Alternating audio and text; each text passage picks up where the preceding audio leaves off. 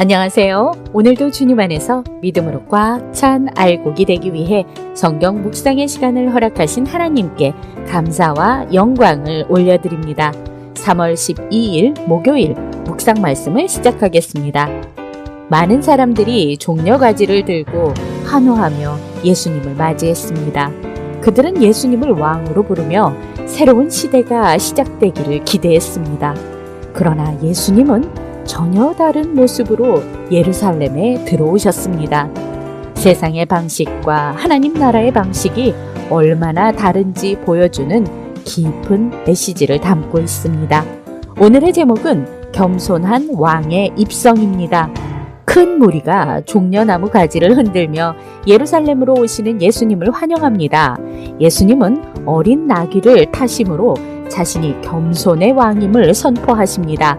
오늘 본문 요한복음 12장 12절에서 19절까지의 말씀을 함께 듣겠습니다. 그 이튿날에는 명절에 온 큰 무리가 예수께서 예루살렘으로 오신다는 것을 듣고 종려나무 가지를 가지고 맞으러 나가 외치되 호산나 찬송하리로다. 주의 이름으로 오시느니 곧 이스라엘의 왕이시여.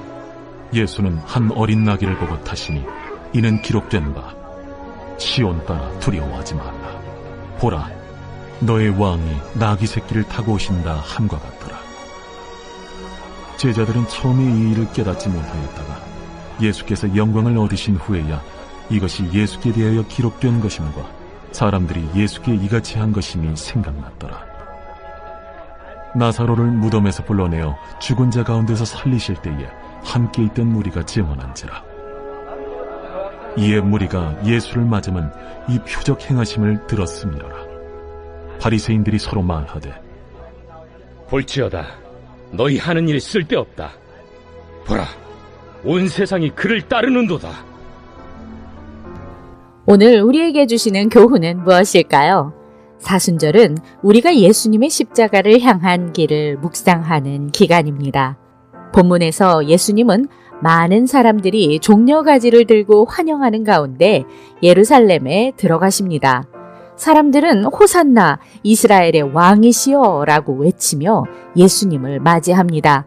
그러나 그들이 기대한 왕은 로마의 억압을 무너뜨릴 정치적인 왕이었습니다. 하지만 예수님은 전쟁을 하기 위한 말이 아니라 나귀 새끼를 타고 입성하십니다.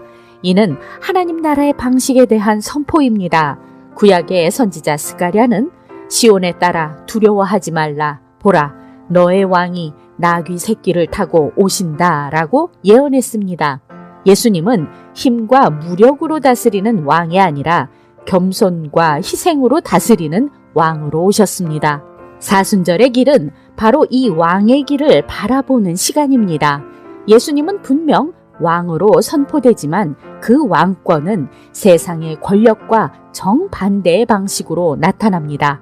예수님의 왕권은 십자가를 통해 완성됩니다. 사람들은 예수님을 정치적 해방자로 이해했습니다. 그러나 하나님은 더 깊은 구원 계획을 갖고 계셨습니다. 이는 죄와 죽음의 권세에서 인류를 구원하는 계획이었습니다. 예루살렘의 입성은 승리 퍼레이드처럼 보이지만 실제로는 십자가로 향하는 길이었습니다. 이는 곧 다가올 예수님의 십자가 처형을 향한 시작입니다. 겸손한 왕의 입성은 결국 사랑의 희생으로 완성되는 하나님 나라의 왕권을 보여줍니다. 세상은 높아지기를 요구하지만 예수님은 낮아지는 길을 보여주셨습니다. 우리의 관계와 일상 속에서 겸손을 선택해야 하는 이유입니다. 사람들은 자신의 기대에 맞는 메시아를 원했지만 우리는 예수님이 어떤 분이신지 바로 알아야 합니다. 예수님의 길은 편안한 길이 아니라 사랑으로 자신을 내어주는 길입니다. 세상의 힘을 따르기보다 십자가의 길을 따르며 겸손과 사랑으로 살아가는 제자들이 됩시다. 기도하겠습니다. 하나님, 오늘 우리에게 주신 말씀대로 겸손한 왕으로 오신 주님을 순종하며 맞이하게 하여 주시옵소서. 예수 그리스도의 이름으로 기도드립니다. 아멘. 예루살렘에 들어오시는 예수님을 향한 환호는 그리 오래가지 않았습니다. 며칠 후 같은 도성에서 예수님은 십자가를 향해 걸어가셔야 했습니다. 그럼에도 불구하고 예수님은 흔들리지 않으셨고 겸손한 왕으로 오셔서 끝까지 사랑의 길, 십자가의 길을 걸어가셨습니다.